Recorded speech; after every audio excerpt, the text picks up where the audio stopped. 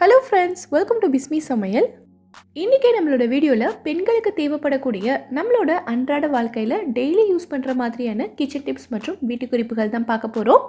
இந்த டிப்ஸ் எல்லாத்தையும் நீங்கள் தெரிஞ்சுக்கிட்டிங்கன்னா உங்களோட வேலைகள் எந்த டென்ஷனும் இல்லாமல் ரொம்ப ஈஸியாகவும் ரொம்ப சீக்கிரமாகவும் முடிஞ்சிடும். என்னென்ன டிப்ஸ்ன்னு பார்க்குறதுக்கு முன்னாடி நீங்கள் நம்மளோட வீடியோவை இப்போ தான் ஃபஸ்ட் டைம் பார்க்குறீங்கன்னா நம்மளோட பிஸ்மி சமையலுக்கு சப்ஸ்கிரைப் பண்ணுங்கள். நம்ம சேனலில் ஏற்கனவே கிச்சன் டிப்ஸ் மற்றும் வீட்டு குறிப்புகள் பற்றி நிறைய வீடியோஸ் போட்டிருக்கோம். அந்த வீடியோஸையும் நீங்கள் செக் பண்ணி பாருங்கள். இப்போ நம்ம ஃபஸ்ட்டு டிப் என்னங்கிறத பார்க்கலாம். நம்ம எல்லார் வீட்லேயுமே டெய்லியும் பால் காய்ச்சுவோம். பால் காலியானதுக்கு அப்புறமா இந்த பாத்திரத்தை நம்ம அப்படியே தூக்கி சிங்கில் போட்டுருவோம் கழுவுறதுக்காக. ஆனால் இந்த பாத்திரத்தோட அடியில் பாலெல்லாம் நல்லா ஒட்டிகிட்டு இருக்குது பாருங்கள். இதோட சைட்லேயுமே பாலாடையெல்லாம் நல்லா ஒட்டிகிட்ருக்கு.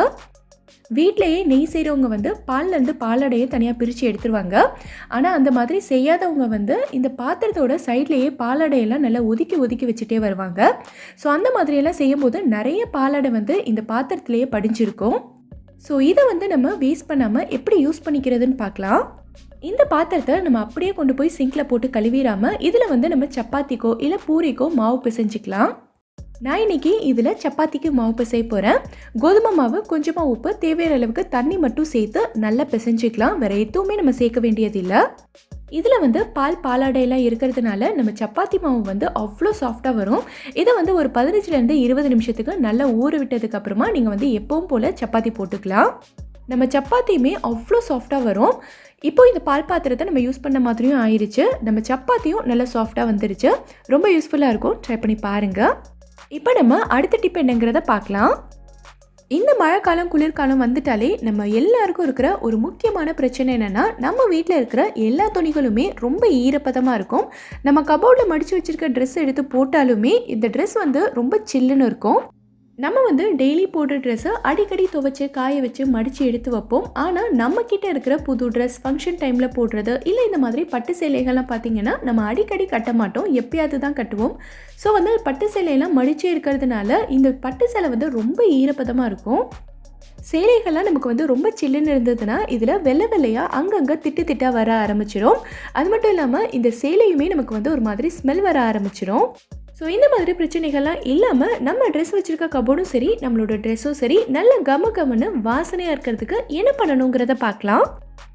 இதுக்கு நம்ம யூஸ் பண்ண போகிறது பார்த்திங்கன்னா இந்த மாதிரி நாப்தலின் பால்ஸ் தான். அதாவது அண்டோருண்டன்னு சொல்லுவாங்கள்ல, அதுதான் யூஸ் பண்ண போகிறோம். இதை நம்ம அப்படியே ட்ரெஸ்ஸுக்கு இடையில போட்டு வச்சிடக்கூடாது. இதை நம்ம சேலைகளுக்கு இடையில போட்டு வைக்கும்போது நம்ம சேலையில் கரை பிடிக்கிறதுக்கு நிறைய சான்சஸ் இருக்குது. ஸோ இந்த மாதிரி குட்டியாக ஒரு டப்பா எடுத்துகிட்டு அதில் நாப்தலின் பால்ஸை போட்டுருங்க.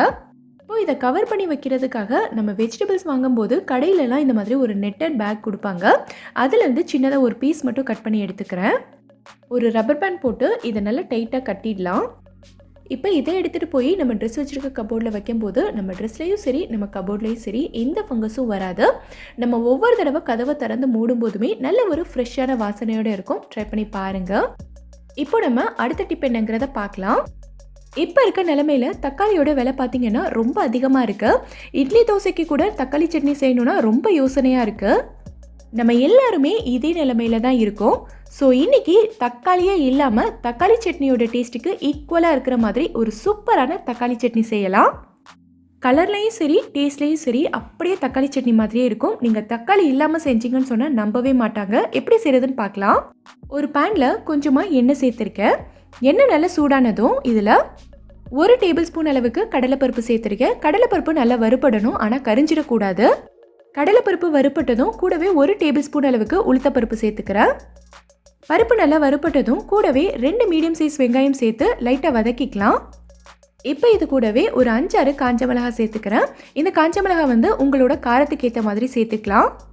கூடவே 2 பல்லு பூண்டு, தேவையான அளவுக்கு உப்பு சேர்த்து நல்லா வதக்கிக்கலாம். இப்போ தான் இந்த சட்னிக்கு நம்ம ஒரு முக்கியமான பொருள் சேர்க்க போகிறோம். என்னென்னா புளி தான். இந்த புளி தான் நம்ம சட்னிக்கு நல்ல ஒரு புளிப்பு டேஸ்ட் கொடுக்க போகுது. அதாவது தக்காளி இல்லாத குறைய தீர்த்து வைக்க போகுதுன்னு சொல்லலாம். இது எல்லாமே நல்லா வதங்கினதுக்கப்புறமா ஸ்டவ் ஆஃப் பண்ணிவிட்டு நல்லா ஆற விட்டுறலாம். ஆறுனதுக்கப்புறமா இந்த மாதிரி ஒரு மிக்ஸி ஜாரில் மாற்றிட்டு கூடவே நம்ம ஒரு முக்கியமான பொருள் சேர்க்கணும். என்னென்னா ஒரு 1/4 டீஸ்பூன் அளவுக்கு சுகர் சேர்த்துக்கலாம். ஏன்னா நம்ம புளி சேர்த்துருக்கிறதுனால அந்த புளிப்பு டேஸ்ட்டை பேலன்ஸ் பண்ணுறதுக்காக கொஞ்சமாக சுகர் சேர்க்கணும். சுகர் சேர்க்குறதுக்கு விருப்பம் இல்லைன்னா நீங்கள் கொஞ்சமாக வெல்லம் கூட சேர்த்துக்கலாம். இப்போ இது எல்லாத்தையும் நல்லா அரைச்சிக்கலாம். உங்களுக்கு வேணும்னா கொஞ்சமாக தண்ணி சேர்த்துக்கங்க. இந்த மாதிரி நல்லா நைஸாக அரைச்சதுக்கு அப்புறமா ஒரு பவுலுக்கு ட்ரான்ஸ்ஃபர் பண்ணிக்கலாம். இந்த மாதிரி நம்ம தக்காளி சட்னி, கார சட்னி எல்லாம் அரைச்சிட்டு மிக்ஸி ஜாரில் இருந்து ட்ரான்ஸ்ஃபர் பண்ணும்போது இந்த மாதிரி ஒரு சிலிக்கன் ஸ்பேச்சுலா யூஸ் பண்ணோன்னா நமக்கு ரொம்ப ஈஸியாக இருக்கும். மிக்ஸி ஜாரில் எதுவுமே ஒட்டாமல் நல்லா க்ளீனாக எல்லாத்தையுமே நம்ம எடுத்துடலாம். ரொம்ப திக்காக இருக்கிறதுனால கொஞ்சமாக தண்ணி ஊற்றி நான் கலந்துக்கிறேன். அடுத்து நீங்கள் எப்பவும் போல் கடுகு, கருவேப்பிலையெல்லாம் சேர்த்து தாளித்து கொட்டிட்டு நல்லா மிக்ஸ் பண்ணி விட்டுட்டிங்கன்னா ஒரு சூப்பரான தக்காளி சட்னி ரெடி ஆயிரும். தக்காளியே இல்லாமல் சூப்பரான தக்காளி சட்னி ரெடி ஆயிடுச்சு. டேஸ்ட் வந்து ரொம்ப சூப்பராக இருக்கும். ட்ரை பண்ணி பாருங்கள். இப்போ நம்ம அடுத்த டிப் என்னங்கிறத பார்க்கலாம். இப்போல்லாம் எல்லார் வீட்லேயுமே ஃப்ரிட்ஜ் இருக்குது. இந்த ரெஃப்ரிஜிரேட்டரில் முக்கியமாக ஃப்ரீசரில் பார்த்தீங்கன்னா நம்ம எல்லாருக்குமே அடிக்கடி ஒரு பிரச்சனை வந்துக்கிட்டே இருக்கும். என்னன்னா இந்த ஃப்ரீசரில் அங்கங்கே ஐஸ் ஃபார்ம் ஆகி நல்லா கட்டியாக பிடிச்சி போன மாதிரி இருக்கும். அது மட்டும் இல்லாமல் இந்த ஃப்ரீசரில் நம்ம ஏதாவது பொருள் ஸ்டோர் பண்ணாலும் அந்த டப்பாக்கு வெளியிலையும் பார்த்தீங்கன்னா ஐஸ் ஃபார்ம் ஆன மாதிரி இருக்கும். ஸோ இந்த மாதிரி பிரச்சனையெல்லாம் வராமல் இருக்கிறதுக்கு நம்ம என்ன பண்ணணுங்கிறத பார்க்கலாம். இந்த மாதிரி க்ளீனான ஒரு துணி எடுத்துட்டு இதில் கொஞ்சமாக இந்த மாதிரி உப்பு தூவி விட்டுக்கோங்க.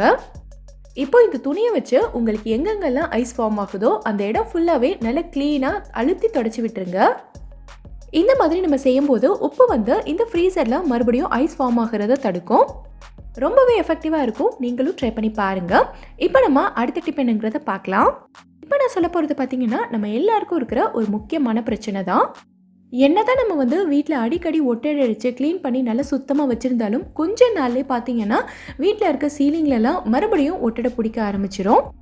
செவத்தோட மூலைகளில், கதவோட பேக் சைட்லலாம் பார்த்தீங்கன்னா எட்டுக்கால் பூச்சி ரொம்ப குட்டி குட்டியாக அங்கங்கே கூடு கட்டி இருக்கும். ஸோ இந்த மாதிரி பிரச்சனைகள்லாம் இல்லாமல் ஒரு தடவை க்ளீன் பண்ணாலும் மறுபடியும் இந்த மாதிரி பிரச்சனைகள் வரவே கூடாது அப்படின்னா என்ன பண்ணணுங்கிறத பார்க்கலாம். இந்த மாதிரி காலியான ஒரு ஸ்ப்ரே பாட்டில் எடுத்துக்கோங்க. இதில் நான் வந்து 1/4 கப் அளவுக்கு வினிகர் சேர்த்துக்கிறேன். இது கூடவே 3/4 கப் அளவுக்கு தண்ணி சேர்த்துக்கிறேன். இப்போ பாட்டிலை நல்லா டைட்டாக மூடிட்டு ஒரு தடவை இந்த மாதிரி நல்லா குலுக்கி விட்டுருங்க. இப்போ இதை தான் நம்ம வந்து வீட்டில் இருக்க செவரோட ஒவ்வொரு மூலையிலையும் ஸ்ப்ரே பண்ண போகிறோம். ஸ்ப்ரே பண்ணுறதுக்கு முன்னாடி வீடு ஃபுல்லாகவே ஒரு தடவை நல்லா க்ளீன் பண்ணிவிட்டு அதுக்கப்புறமா ஸ்ப்ரே பண்ணிக்கோங்க. இந்த மாதிரி நம்ம செய்யும்போது வினிகரோட ஸ்மெல்லுக்கு ஒட்டடை பூச்சி வந்து சுத்தமாக வரவே வராது. இதே மாதிரி ஒட்டடை பூச்சி இருக்கிற இடத்துல நீங்கள் வந்து இதை ஸ்ப்ரே பண்ணி விட்டாலும் அடுத்தடுத்த இடங்களுக்கு இது வந்து பரவாமல் இருக்கும். எங்கெல்லாம் உங்களுக்கு வந்து அதிகமாக ஒட்டடை பிடிக்குமோ அந்த மாதிரியான இடங்களில் வாரத்துக்கு ஒரு தடவை இதை வந்து நீங்கள் ஸ்ப்ரே பண்ணி விட்டுக்கலாம். ரொம்பவே யூஸ்ஃபுல்லாக இருக்கும். ட்ரை பண்ணி பாருங்கள். இப்போ நம்ம அடுத்த டிப் என்னங்கிறத பார்க்கலாம். நம்ம எல்லார் வீட்லேயுமே இந்த மாதிரி ஹேங்கிங் டைப்பில் இருக்க கபோர்டோ பீரோவோ கண்டிப்பாக இருக்கும். இந்த மாதிரி டைப்பில் நம்ம ஹேங்கரில் ட்ரெஸ் தொங்க விடும்போது பார்த்தீங்கன்னா ஒரு சில ட்ரெஸ் எல்லாம் ஹேங்கர்லேருந்து வலுவிக்கிட்டே வரும். எத்தனை தடவை நம்ம மறுபடியும் எடுத்து போட்டாலும் சரி ட்ரெஸ் வந்து நழுவி கீழே விழுந்துடும். காட்டன் ட்ரெஸ்னால் பரவாயில்ல, நல்லா ஸ்டிஃபாக நின்றுக்கும். அதுவும் கழுத்து பெருசாக இருக்க இந்த மாதிரி பனியன் கிளாத்தெல்லாம் பார்த்தீங்கன்னா ரொம்பவே கஷ்டம்தான். ஸோ இந்த மாதிரி ஆகாமல் நம்ம எந்த ட்ரெஸ் கொத்து போட்டாலும் சரி நல்லா ஸ்டிஃபாக நிற்கிற அளவுக்கு இந்த டைப்பில் இருக்க ஹேங்கர்ஸும் கடையில் கிடைக்குது. இந்த ஹேங்கரில் பார்த்தீங்கன்னா இந்த இடத்துல 2 பக்கமுமே லைட்டாக கோடாக போட்டிருப்பாங்க. ஸோ இந்த டைப்பில் இருக்க ஹேங்கரில் நீங்கள் ட்ரெஸ் கோத்து விடும்போது எவ்வளோ நாளானாலும் சரி ட்ரெஸ் வந்து நழுவி கீழே விழவே விழாது. ஸோ இந்த மாதிரியான ஹேங்கர் உங்கள் வீட்டில் இல்லைன்னா என்ன பண்ணலாம் அப்படிங்கிறத தான் இந்த டிப்பில் நம்ம பார்க்க போகிறோம்.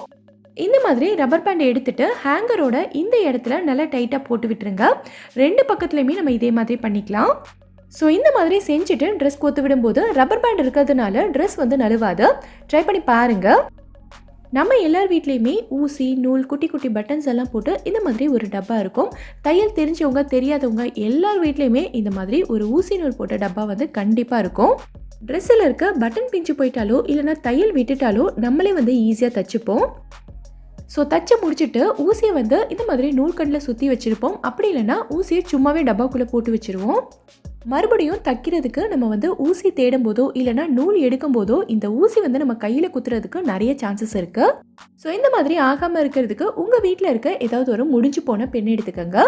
இந்த பெண்ணில் இருக்க ரீஃபில் மட்டும் தனியாக எடுத்து வச்சுட்டு இதுக்குள்ளே நம்ம வந்து ஊசிகள் எல்லாம் போட்டு வச்சுக்கலாம். ஊசி எல்லாத்தையும் போட்டுட்டு பெண்ணை இந்த மாதிரி மூடிடுங்க. இந்த பெண்ணை வந்து நீங்கள் நூல் போட்டு வச்சுருக்க டப்பாக்குள்ளே போட்டு வச்சுக்கலாம். அடுத்து உங்களுக்கு வந்து ஊசி தேவைப்படும் போது இந்த பெண்ணை மட்டும் நீங்கள் எடுத்து உள்ளே இருந்து ஊசி எடுத்துக்கலாம். நீங்கள் தேட வேண்டிய அவசியமும் இல்லை, ஊசியும் நம்ம கையில் குத்தாது. அது மட்டும் இல்லாமல் இந்த டப்பாவில் நம்ம நிறைய நூல்கண்டு போட்டு வச்சுருக்கும் போது இந்த நூலெல்லாம் பார்த்திங்கன்னா ஒன்றோட ஒன்று பின்னிக்கும். நமக்கு தேவைப்படும் போது டக்குன்னு எடுக்க முடியாது.